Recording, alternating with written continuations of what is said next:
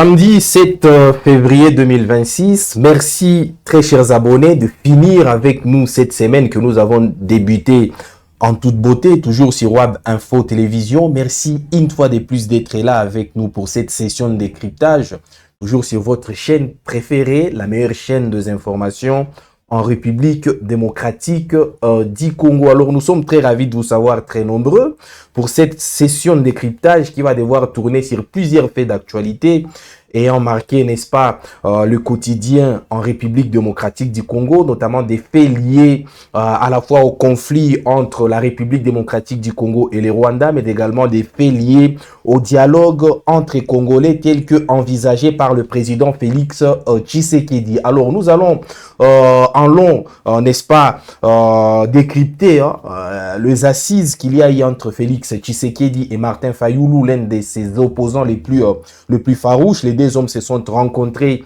à Washington où le président Félix Tshisekedi y séjourne depuis quasiment une semaine. Et donc les deux hommes ont discuté de dialogue et des différents préalables fixés par les uns et les autres. Vous savez, Félix Tshisekedi a fixé un nombre impressionnant de préalables qui ne passent pas du tout au sein de l'opposition. Et donc, les deux hommes en ont discuté et ils ont plutôt eu des échanges fructueux. Alors, au-delà de cet échange-là, de ces échanges-là entre Félix Tshisekedi et Martin Fayulu, nous allons également aborder la question liée au M23, puisque ça fait exactement une année que le gouverneur Erasto de la FCM 23 a été, n'est-ce pas, intronisé en province du Nord Kivu. Donc, la FCM 23 célébrait le une année du gouverneur Erasto à la tête du Nord Kivu et plusieurs activités ont été menées et surtout, et c'est ce qui nous intéresse dans le cadre de ces décryptages de ces samedis, c'est le discours ô combien révélateur de Corneille Nangaa à l'occasion de cet anniversaire-là. Alors voilà donc les deux points phares sur lesquels nous allons devoir discuter, très chers abonnés. Bien évidemment, nous allons également effleurer les questions liées à une nouvelle sortie, à une nouvelle déclaration du Rwanda via, n'est-ce pas, son ministre des Affaires étrangères, Olivier Nduhungirehe, qui était en train de répondre, n'est-ce pas, à l'ambassadrice du Zimbabwe concernant la crise et l'implication du Rwanda dans la crise en République démocratique du Congo. Nous allons également effleurer la question liée au bilan des officiels congolais à Washington, puisque Patrick Muyaya est revenu, n'est-ce pas, sur la semaine qu'il a d'ailleurs dénommée la semaine congolaise à Washington. Donc, qu'est-ce que le président de la République et toute sa suite à quoi ils se sont livrés au niveau de Washington? Nous allons également y revenir avec d'amples précisions, très chers abonnés. Merci, n'est-ce pas, d'être là très nombreux et surtout n'hésitez pas, comme vous le faites d'ailleurs régulièrement, de nous faire part de vos différents avis quant à ce qui concerne ces différents sujets d'actualité. Que pensez-vous par rapport à tout ce que nous venons de vous présenter ici? Félix Tshisekedi qui a rencontré Martin Fayulu, le Rwanda qui a réagi une nouvelle fois de plus face à la question zimbabwéenne sur la crise à l'est de la République démocratique du Congo, Corneille Nangaa qui a fait une déclaration dont on va devoir, n'est-ce pas, vous donner les grandes lignes tout de suite. Que pensez-vous par rapport à tous ces sujets d'actualité, très chers abonnés? En tout cas, merci, je l'ai redit une fois de plus, de vous savoir très nombreux avec nous pour cette nouvelle session de décryptage que nous allons d'ailleurs démarrer avec ces discours de Corneille Nangaa. C'était, n'est-ce pas, à l'occasion de l'anniversaire de une année à la tête de la province du Nord Kivu, du gouverneur Bahati Musanga Erasto, intronisé par l'AFCM 23 après, n'est-ce pas, sa prise, après, n'est-ce pas, son arrivée dans la ville de Goma. Alors, je vais devoir, n'est-ce pas, me tourner vers la régie pour, n'est-ce pas, vous proposer l'image de ces discours de Corneille Nangaa, le patron de l'AFC M23. Corneille Nangaa qui a fait vraiment une ronde au niveau de Goma. Il a visité à l'occasion de cet anniversaire plusieurs infrastructures dont l'AFC M23 a lancé la réhabilitation toujours à Goma, dans différentes rues de Goma. Et donc Corneille Nangaa qui a déclaré que la guerre a pris fin. Alors, vous allez devoir le découvrir de vous-même, très chers abonnés, à travers cet élément que nous propose la régie. Vita imeisha.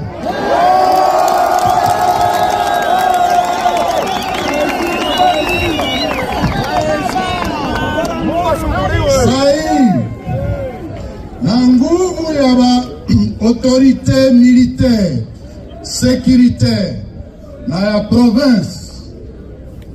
Sai simuko mnasinzia.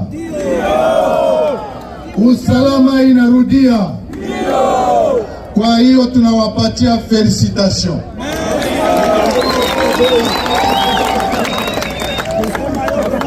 Na ya mwisho ni kuambia vita imeisha, lakini tunaanza development. Tunaanza kujenga. Na ndio maana unaona tuko hapa. Tuone hiyo mashatie zote. Na iprofite hiyo kupana felicitation kwa sekretaria permanent wetu wa chama, mais surtout kwa guvernora wetu wa Nord Kivu,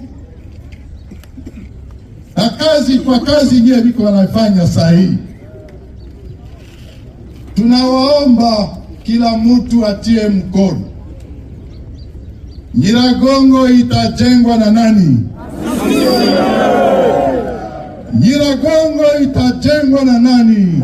Sisi wenyewe. Sasa Nord Kivu itajengwa na nani?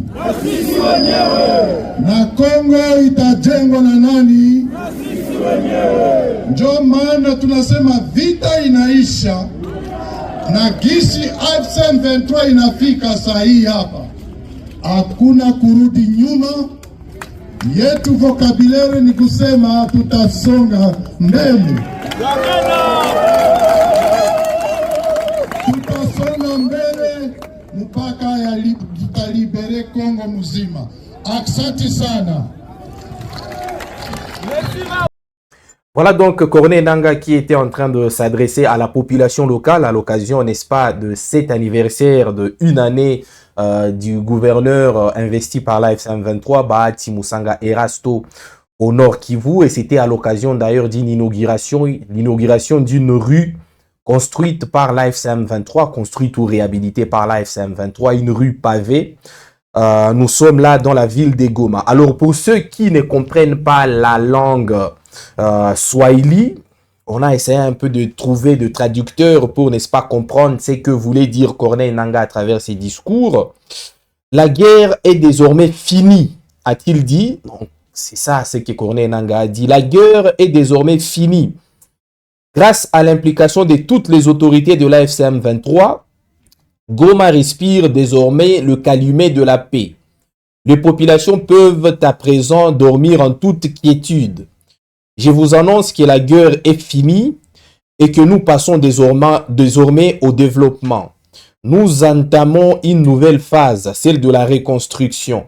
C'est dans ce cadre que nous visitons aujourd'hui tous les chantiers de la ville de Goma.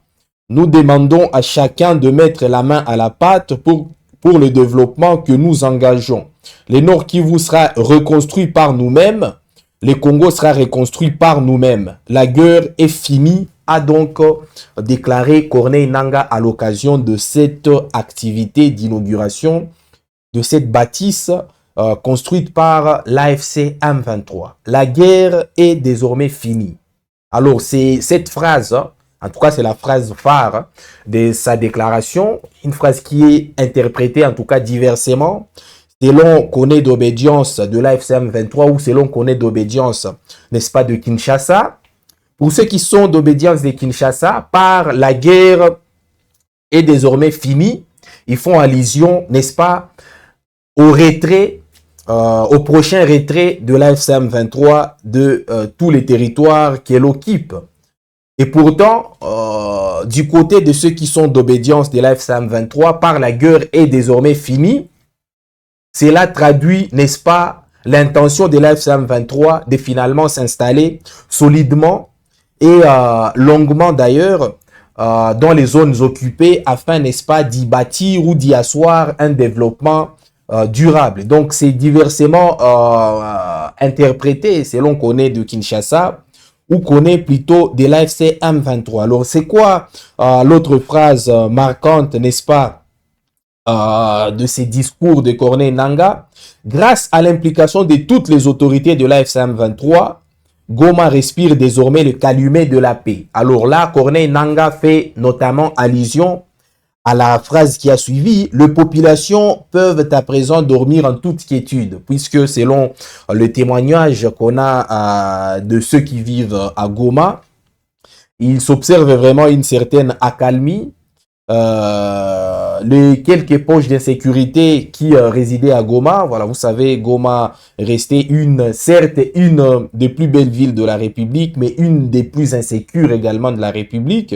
Et donc, par cette phrase, Corneille Nangaa fait allusion notamment à la paix, à la tranquillité qui résiderait actuellement à Goma, puisqu'on en a des témoignages. Il y en a qui nous témoignent, n'est-ce pas, cette tranquillité-là, depuis, n'est-ce pas, les opérations de bouclage lancées par l'AFC M23, par différentes autorités de l'AFC M23. Il paraît qu'à Goma, les gens commencent maintenant à dormir en toute quiétude. Je vous annonce que la guerre est finie et que nous passons désormais au développement. Alors, nous passons désormais au développement. Ça fait, n'est-ce pas, allusion à toutes les inaugurations auxquelles se livre Corneille Nangaa. Je vous ai dit en liminaire qu'il a visité vraiment plusieurs bâtisses dont la réhabilitation a été lancée par l'AFC M23. Il y a de canaux d'évacuation d'eau, il y a de rues que les autorités de l'AFC M23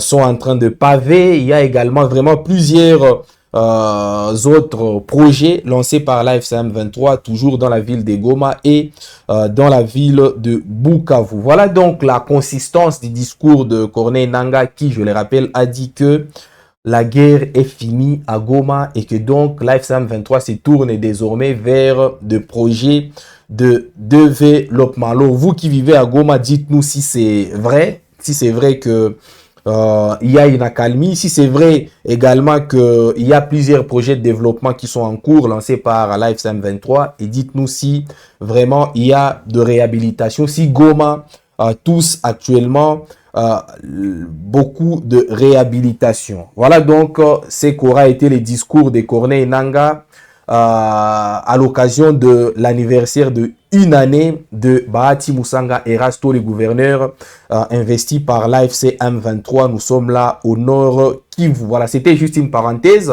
Nous abordons maintenant les sujets phares, très chers abonnés, liés, n'est-ce pas, à la rencontre décisive qu'il y a eu entre Félix Tshisekedi et Martin Fayulu. Nous sommes là à Washington. Alors, c'est quoi le contexte? Le contexte est que National Breakfast, un dîner organisé par les États-Unis d'Amérique, c'est un dîner annuel où, ou à l'occasion desquels les États-Unis d'Amérique invitent vraiment plusieurs personnalités à travers le monde. Il s'agit des chefs d'État, de ministres, des leaders religieux, des leaders de la société civile également, des artistes. Vraiment, c'est quasiment plusieurs catégories de personnes qui sont conviées à ces dîners, à cet événement prestigieux aux États-Unis d'Amérique. Et Félix Tshisekedi y a été convié, tout comme Martin Fayulu, opposant congolais, mais également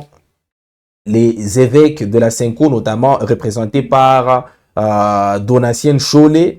Lui aussi a été convié à ces dîners organisés aux États-Unis d'Amérique. Alors, à cette occasion, Félix Tshisekedi s'est livré à plusieurs activités, à plusieurs rencontres, il y a également plusieurs accords signés, plusieurs conclusions prises. Nous allons devoir y revenir lorsque nous reviendrons, n'est-ce pas, lorsque nous parlerons de la semaine congolaise à Washington. C'est quoi les bilans? Patrick Mouyaya venait de faire le bilan. Nous allons, n'est-ce pas, revenir sur la semaine décisive de Félix Tshisekedi à Washington. Mais à l'instant, nous parlons d'abord de la rencontre qu'il y a eu entre Félix Tshisekedi et Martin Fayulu. Alors, il n'y a pas encore eu véritablement d'images illustrant les deux hommes en train de se rencontrer ou en train d'échanger.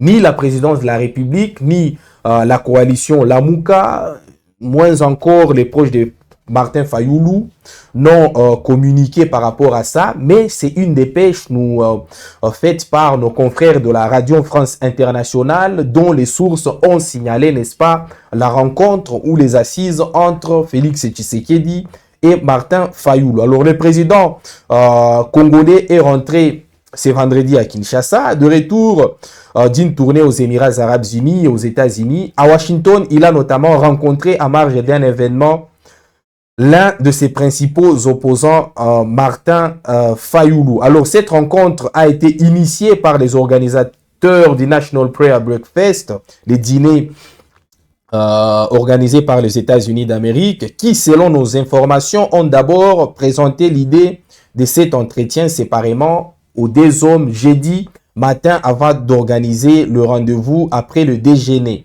Le président congolais Félix Tshisekedi s'est donc entretenu avec l'un de ses principaux opposants pendant 1 heure environ. Donc l'entrevue a duré quasiment 1 heure, l'entrevue entre Fayoulou et Tshisekedi. Ce n'était pas un entretien en tête-à-tête puisque les instigateurs de la rencontre étaient également présents. Les deux hommes ont surtout discuté du dialogue national en RDC. Selon son camp, Martin Fayoulou a insisté sur 2 points. La nécessité que ce dialogue soit facilité par les églises catholiques et protestantes, la CENCO, c'est-à-dire la CENCO et l'ECC, qui portent depuis plus d'1 an l'initiative du pacte social pour la paix et pour une inclusivité maximale. C'est la deuxième rencontre entre le président et l'opposant en moins d'1 an. En effet, à sa demande, Martin Fayoulou avait été reçu au Palais de la Nation le 5 janvier dernier. L'objectif de cette main tendue était de pousser les chefs de l'État à rencontrer les responsables religieux, ce qu'il avait effectivement fait des semaines après. Le président congolais a en revanche, ou disons n'a pas rencontré les représentants de la CENCO et ceux de l'ECC. Voilà donc les contours de cette rencontre entre Félix Tshisekedi et Martin Fayoulou. Donc le premier détail qu'il faille soulever est que Tshisekedi, pendant toute la semaine qu'il a passée, n'est-ce pas, aux États-Unis à l'occasion du National Breakfast, il n'a pas rencontré ou il n'a pas accordé une audience aux évêques de la CENCO, il n'a pas non plus accordé une audience aux leaders religieux de l'Église du Christ au Congo. En revanche, il a accordé une audience à Martin Fayoulou juste avant de rentrer au pays et les deux hommes ont discuté, n'est-ce pas, du dialogue national inclusif tel qu'est présagé par le président Félix Tshisekedi. Alors, c'est quoi ce que Fayoulou a dit exactement à Tshisekedi? C'est bien mentionné dans cette dépêche. La nécessité que ce dialogue soit facilité par les églises catholiques et protestantes, c'est-à-dire la CENCO et l'ECC. Voilà donc Martin Fayoulou qui est resté ferme dans sa position. Vous savez, la position de Martin Fayoulou concernant les dialogues a toujours été, n'est-ce pas, la médiation de ces dialogues-là par les intelligences congolaises. Et qui dit les intelligences congolaises fait notamment allusion aux évêques de la CENCO, mais également aux pasteurs de l'Église du Christ au Congo. Alors Fayoulou a martelé, a rappelé à Tshisekedi cette nécessité-là. Il a rappelé à Tshisekedi que les solutions aux problèmes ou à la crise en République démocratique du Congo ne viendront ni de Washington, moins encore de Doha, mais des intelligences nationales, des intelligences des évêques, des intelligences également des pasteurs de l'Église du Christ au Congo. Alors cette position de Martin Fayoulou est partagée par la quasi-totalité des opposants à Félix Tshisekedi.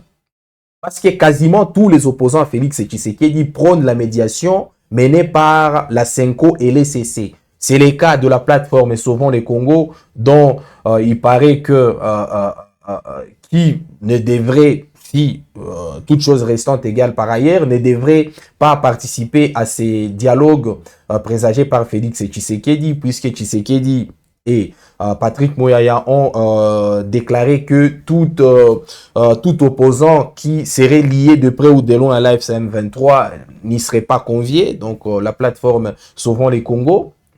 Cette plateforme également impulsée par Félix Tshisekedi prône exactement la médiation de ces dialogues par les évêques de la Senko et les pasteurs de l'Église du Christ au Congo. C'est le cas également du parti Ensemble de Moïse Katumbi qui prône également la médiation par la Senko ECC. Également les cas de Denis Sesanga, l'autre opposant farouche à Félix Tshisekedi, qui prône la même chose. Alors Denis Mukwege, l'autre opposant à Tshisekedi, est resté un peu évasif par rapport à la question liée au dialogue, puisqu'il a déclaré que le préalable était d'abord la pacification du pays avant de passer au dialogue.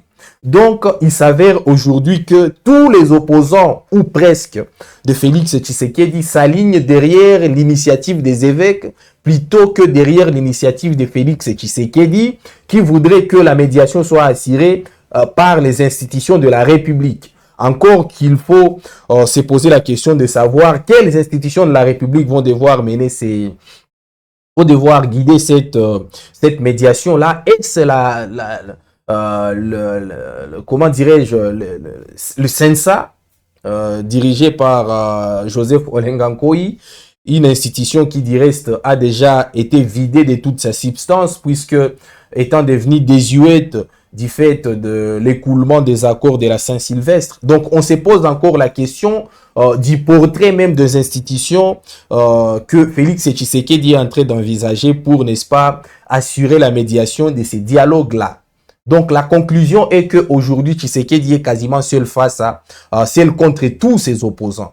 Tshisekedi qui prône un dialogue mené dans le cadre institutionnel de la République démocratique du Congo, mais également un dialogue qui se tient à Kinshasa. Cela ne passe pas du tout pour ses opposants qui, pour la plupart, d'ailleurs à 90% ou à 95%, prônent les dialogues, n'est-ce pas, menés par la Senko et l'ECC. Très chers abonnés, je ne sais pas ce que vous en pensez, vous. Mais c'est en tout cas ce qui est, n'est-ce pas, ce qui est ressorti des assises entre Félix Tshisekedi et l'un de ses opposants les plus farouches, Martin Fayoulou, candidat malheureux aux élections de 2018, des élections dont il continue toujours à revendiquer la victoire jusqu'à maintenant, des élections d'ailleurs qui avaient débouché par l'élection de Félix Tshisekedi à la tête du pays. Alors, je vous ai annoncé également que nous allions parler de la réaction du Rwanda, toujours par rapport à la question liée à la crise à l'est de la République démocratique du Congo. Alors, les dignitaires ou les officiels rwandais ne cessent de répondre à cette question quasiment dans tous les salons diplomatiques.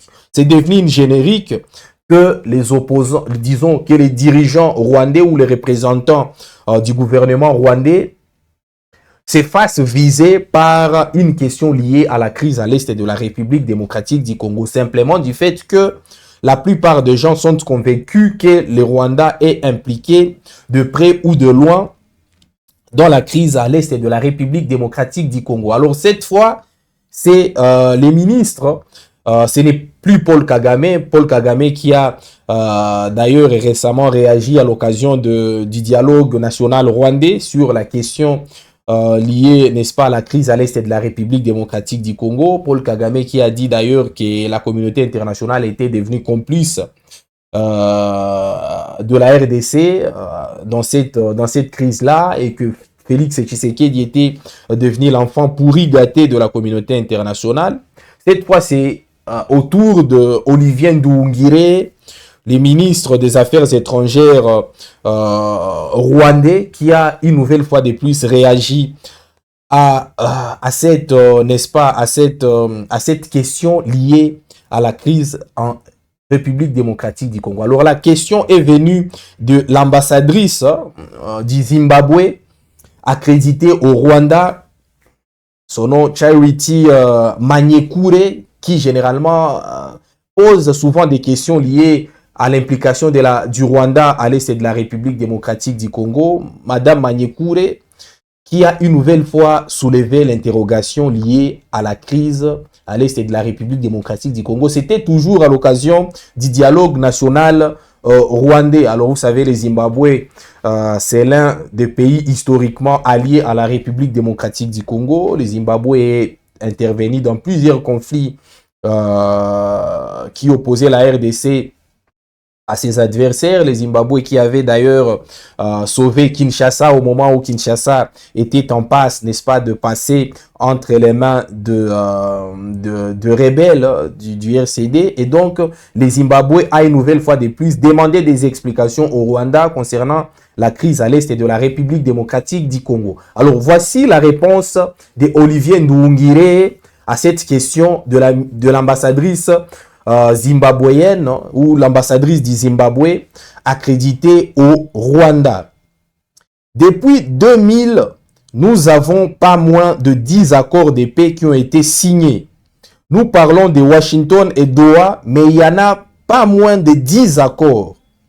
En même temps, nous avons plus de 20 résolutions du Conseil de sécurité de l'ONU qui ont été adoptées par le Conseil de sécurité de l'ONU à New York. Tous ces accords et toutes ces résolutions parlent de la neutralisation des forces armées, des groupes armés, y compris le FDLR, mais ces résolutions et ces accords n'ont pas été respectés. Donc, nous ne manquons pas d'instruments juridiques. Nous ne manquons pas non plus de forces sur le terrain. Vous avez la MONUSCO sur le terrain depuis plus de 26 ans. Ce qui nous manque, c'est la volonté politique et la bonne foi, comme je l'ai dit plus tôt. Cette bonne foi se situe à deux niveaux. Il y a bien sûr la volonté politique à Kinshasa parce que chaque fois qu'il signe un accord de cesser le feu, il les viole. J'ai parlé des avions de chasse, des drones d'attaque visant des civils, des villages de Banyamulenge et du Sud Kivu. Mais il y a aussi un autre niveau de manque de volonté politique et de bonne foi de la communauté internationale parce que tout ce qui se passe sur le terrain, nous avons informé la communauté internationale. Nous avons informé le Conseil de sécurité de l'ONU. Nous avons également informé les différents médiateurs.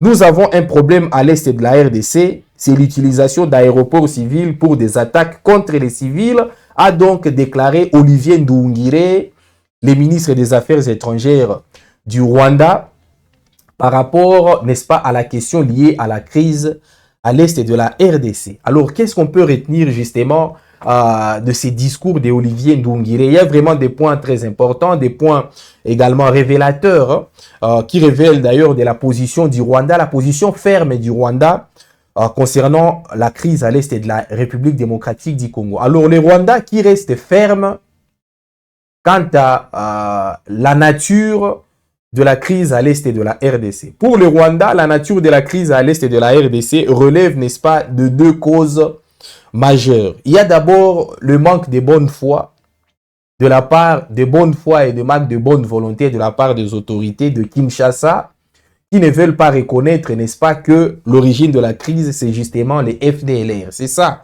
la position du Rwanda exprimée par Olivier Nduhungirehe, son ministre des Affaires étrangères. De deux, Olivier Nduhungirehe explique également que la cause de conflit à l'est ou de la persistance de conflit à l'est de la RDC, c'est lié également au manque toujours de la bonne volonté et de la bonne foi de la communauté internationale qui ferme les yeux concernant la question liée à la minorité rwandophone qui est persécutée à l'est de la République démocratique du Congo. Donc ça reste quasiment la même chose, ça reste la même générique, ça reste quasiment le même narratif que celui exposé il y a encore quelques heures par le président rwandais Paul Kagame, toujours à l'occasion du dialogue national rwandais. Olivier Nduhungirehe qui ne s'est pas également privé de parler de la question liée ou de flairer la question liée aux récentes attaques de l'aéroport de Bamboka. Nous sommes à Kisangani, puisque Olivier Nduhungirehe a dit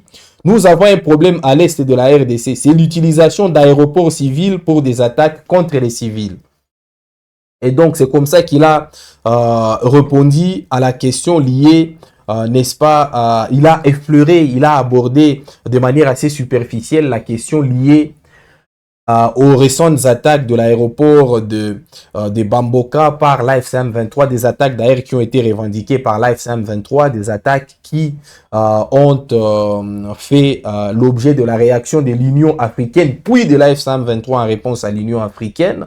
Vous avez suivi cela avec beaucoup de détails dans la précédente production sur Web Info, vous faites par notre confrère Jeanine Touali. Donc le Rwanda reste ferme. Aussi longtemps que les FDLR seront toujours signalés à l'est de la RDC, il sera très difficile, n'est-ce pas, d'en arriver à la pacification de cette partie-là. Aussi longtemps que Kinshasa n'aura pas de bonne foi ou de bonne volonté de respecter les différents accords. Olivier Ndoungire a parlé de quasiment 10 accords et 20 résolutions. Il n'y aura pas de sécurité ou d'accalmie dans cette région-là de l'Est de la République démocratique du Congo. Alors, mesdames et messieurs, nous sommes en train de chuter, mais avant de chuter, il nous est obligatoire, n'est-ce pas, de vous parler de la semaine passée par les autorités congolaises à Washington, puisque c'était vraiment les sujets qui a défrayé toutes les chroniques tout au long de la semaine. Tshisekedi à Washington, Tshisekedi a rencontré Marc Rubio, Tshisekedi a rencontré plusieurs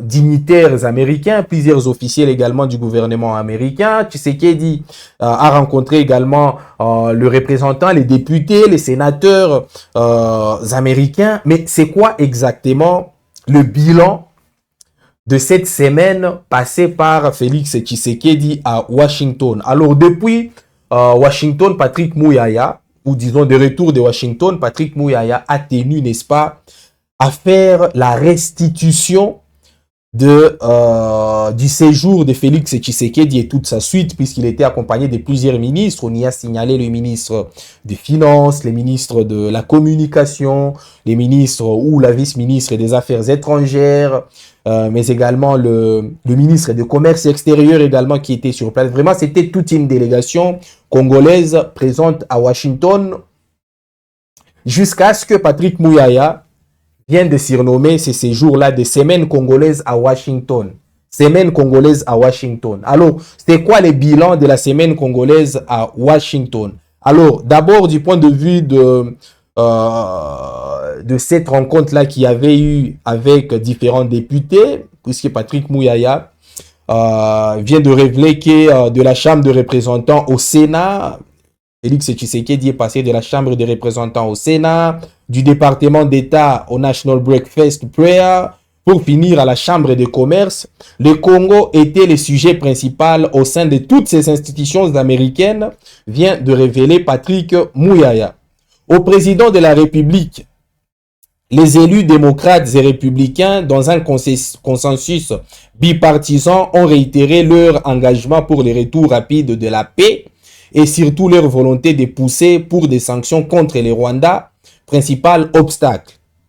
Donc, premier point, Félix Tshisekedi a réussi, n'est-ce pas, à avoir, n'est-ce pas, de députés, des élus, aussi bien de députés que les sénateurs de deux mouvances politiques principales des États-Unis, les démocrates et les républicains, des sanctions ou une garantie des sanctions contre le Rwanda. Au département d'État, le secrétaire Rubio a dit la satisfaction de voir la République démocratique du Congo continuer de faire sa part pour le retour de la paix et la mise en œuvre effective du partenariat stratégique avec les États-Unis d'Amérique. Alors, on nous avait parlé, n'est-ce pas, de cette rencontre enrichissante qu'il y avait eu entre le président Félix Tshisekedi et le secrétaire Rubio.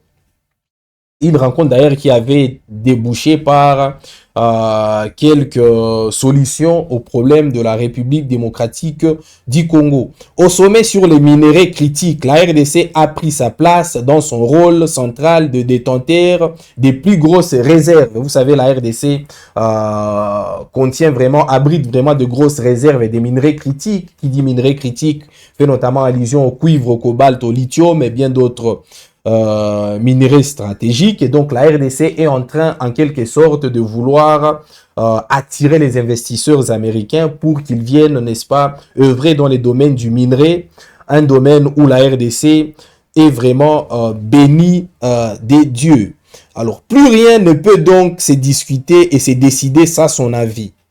Au National Breakfast Prayer, le président Donald Trump a salué la bravoure du président Tshisekedi et l'accord qui va permettre à l'Amérique de sécuriser les chaînes d'approvisionnement des minerais pour les industries stratégiques. Ça, c'est toujours Patrick Muyaya qui continue à donner les bilans du séjour du président Tshisekedi et plusieurs ministres congolais à Washington. Les images, les mots ont tout dit.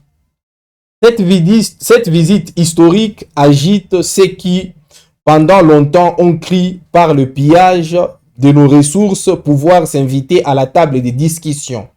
Désormais, la montre tourne pour eux et l'enfer promis aux autres est sûrement ce qui les attend. La vision d'un Congo grand, si patriotiquement porté par le président de la République, nous replace dans notre rôle naturel des pays solutions, tant pour l'Afrique que pour le monde. Le narratif est bel et bien en train de changer. Alors, Patrick Muyaya, qui a donné les bilans, tel est le bilan de Patrick Muyaya, qui a parlé, n'est-ce pas, du séjour du président de la République, en disant que désormais, la montre est en train de tourner pour ceux qui se sont servis du pillage de ressources minières de la RDC pour, n'est-ce pas, s'inviter à la table des négociations. Alors, les accords, les engagements sont une chose, mais on en attend toujours du concret. On en attend toujours, n'est-ce pas, quelque chose de palpable, de réalisation palpable, de projets palpables qui peuvent, n'est-ce pas, booster le développement de la République démocratique du Congo, puisque des engagements, des accords, de promesses, on s'en est vraiment gavé jusqu'à l'indigestion et jusqu'à maintenant, on attend toujours les réalisations concrètes. Très chers abonnés, merci beaucoup de nous avoir suivis. Merci à vous tous qui continuez, n'est-ce pas, de vous accrocher sur Web Info Télévision pour vous mettre au parfum des actualités en République démocratique du Congo, pour avoir également des explications sur plusieurs faits d'actualité. Merci à vous qui continuez à visiter nos différentes plateformes. Nous sommes quasiment partout sur YouTube tout naturellement, sur Facebook, sur Instagram, sur TikTok, sur Twitter. Et nous avons même un site dans lequel nous n'hésitons pas, n'est-ce pas, à balancer les informations chaudes, les informations également de première main, des informations surtout bien vérifiées et bien, n'est-ce pas, soignées. Alors n'hésitez pas à continuer à vous accrocher sur Web Info Télévision. Merci de continuer à nous suivre. Merci également de continuer à appuyer sur la cloche de notification pour ne rien rater de nos prochaines productions. Alors, j'étais en compagnie de Thomas Zawadi à la réalisation. Jenny Toali était à la supervision. Je vous laisse toujours entre les mains de la rédaction de Web Info Télévision pour les journaux télévisés, les journaux des midis, lesquels le journal va devoir, n'est-ce pas, vous mettre au parfum des actualités chaudes, n'est-ce pas, concernant l'évolution de la situation au front, l'évolution de la situation des dialogues, l'évolution également de la situation dans plusieurs salons diplomatiques où la RDC est en train de donner sa voix, mesdames et messieurs. Quant à moi, je vous dis à la prochaine et bonne fin de semaine à toutes et à tous.